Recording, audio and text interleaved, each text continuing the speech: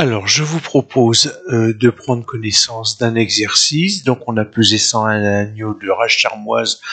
On a obtenu une moyenne X bar de 25,6 kg, une variance de 75 kg.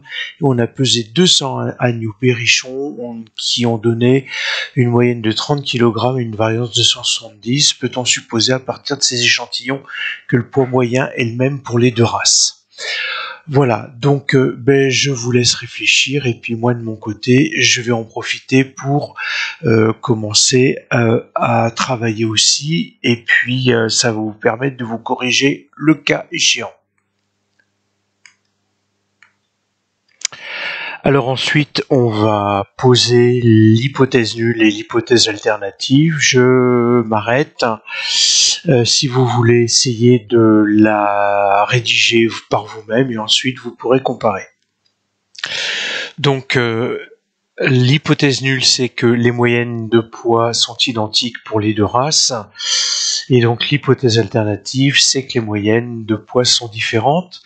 Et donc c'est grâce à l'hypothèse nulle que l'on va être amené à pouvoir calculer le T de Student.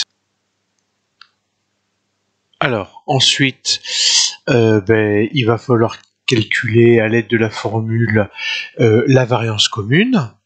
Donc au numérateur, la somme des produits de chaque effectif par la variance divisée par le nombre total d'effectifs moins 2. Et donc maintenant, on va prendre la variant, l'écart type commun dans la formule du T de Student. Donc pour un T calculé, on va bien calculer la différence de 25,6 moins 30.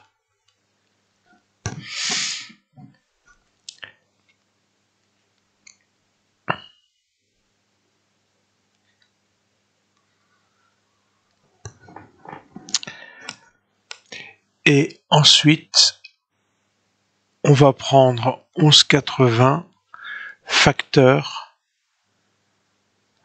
de 1 sur 101 plus 1 sur 201. Et donc si je calcule tout cela, alors j'ai pris la valeur absolue pour avoir une valeur positive, mais comme on est sur des moyennes différentes, on peut très bien avoir une valeur négative, peu importe, c'est l'écart qui va être important et qu'on va diviser donc par l'écart type commun multiplié par le produit des inverses des effectifs en racine, et je trouve au total un T calculé de 3,06. Alors il va falloir considérer la table du T de Student avec un degré de liberté de 300 et un seuil de 0,05.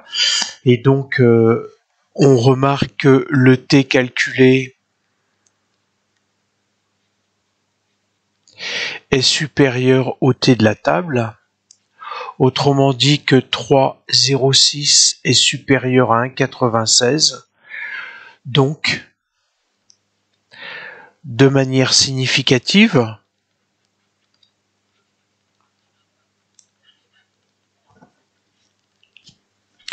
on peut affirmer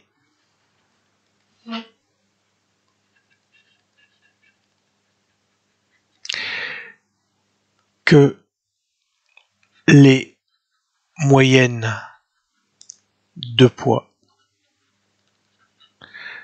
sont différentes.